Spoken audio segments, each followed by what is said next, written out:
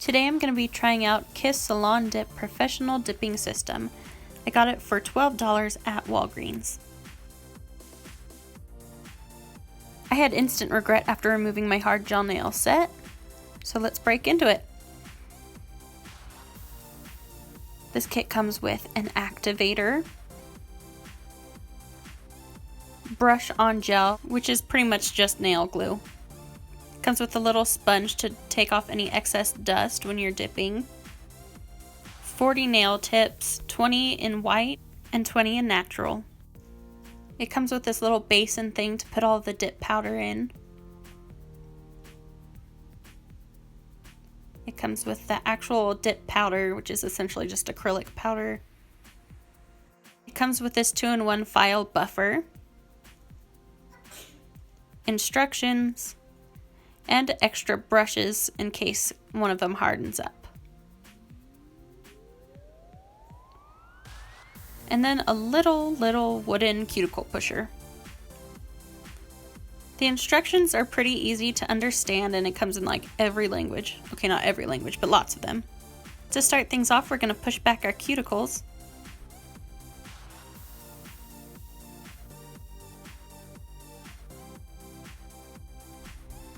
Then we're going to take the buffer side of the file and just lightly buff our nails to remove all shine. You don't want to go super hard with like a file, taking your nail down a bunch. You're just wanting to remove the shine.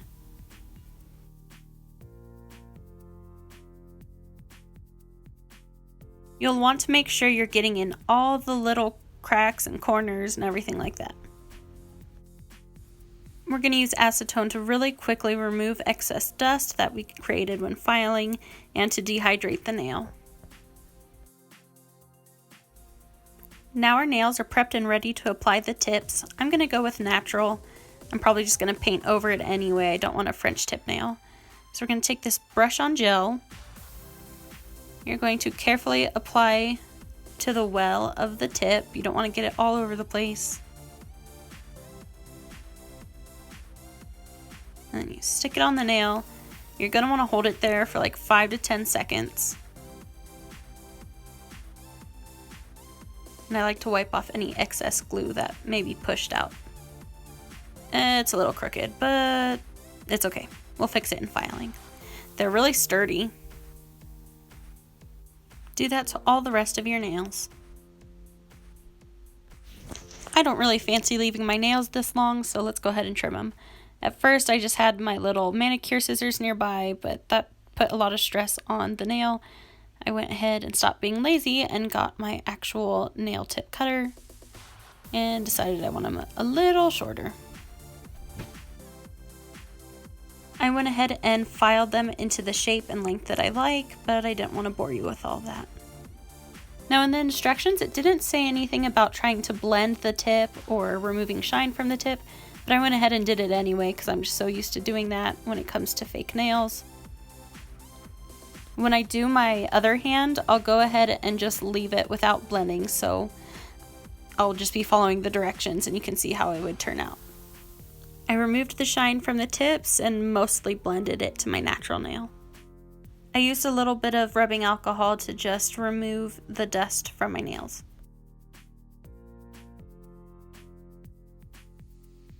Next, we're going to take our dip powder and put it in this container. It said to use the cuticle pusher to help pour it in there, which was weird at first, but then I opened the lid and saw that there's that protective thing inside, which I just tried to do without the cuticle pusher and wah wah wah. So then you poke it with a cuticle pusher and make an opening and pour it in.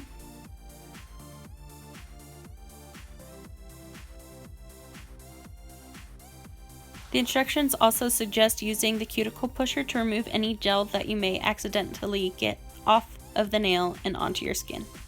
You just want to apply a nice even coat of this gel. It doesn't have to be super thick. I liked that it was easy to control. It wasn't just like flowing like water all over the place. And then you immediately put it in the powder. You just leave it for a second or two and tap off the excess.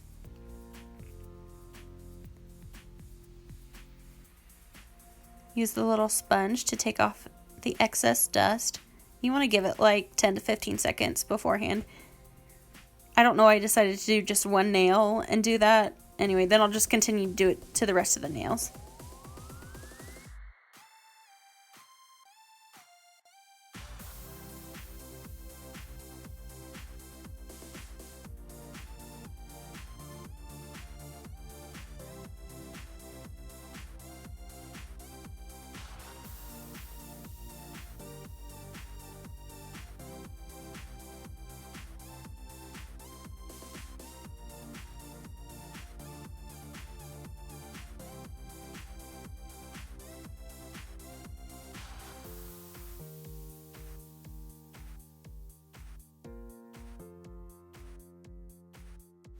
Once you dip all 5 nails on the one hand, then go ahead and remove the excess dust.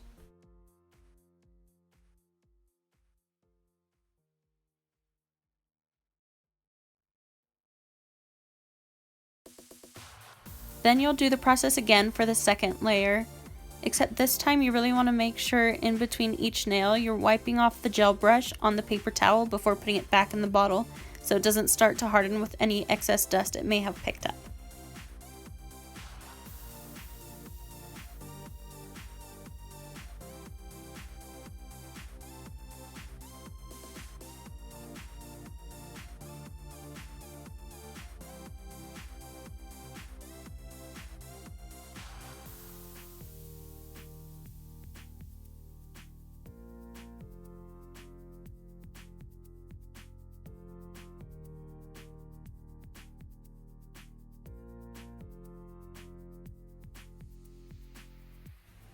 This is what it'll look like after the second layer.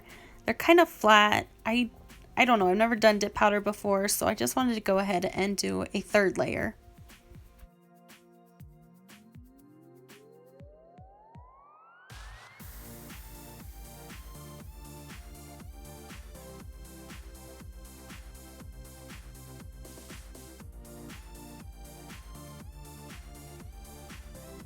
Added a little more thickness, still no arch, but that's okay.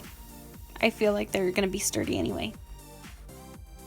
The next thing the instructions will tell you to do is to apply activator generously on all of the nails.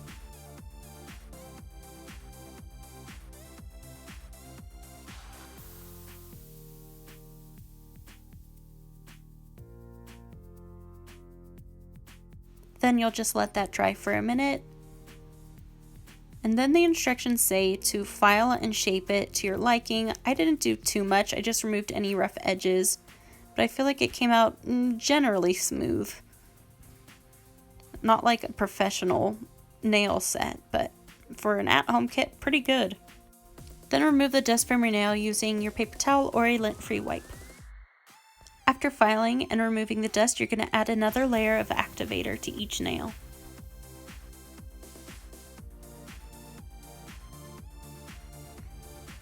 Once you're done with that and you've let it dry a little bit, it says to remove any excess activator. I just wiped it. Now for the final step. To set it all in place, we're going to take the brush on gel and apply a layer to each nail. You want to be sure to apply carefully so you're not spilling over onto your cuticle area or your fingers.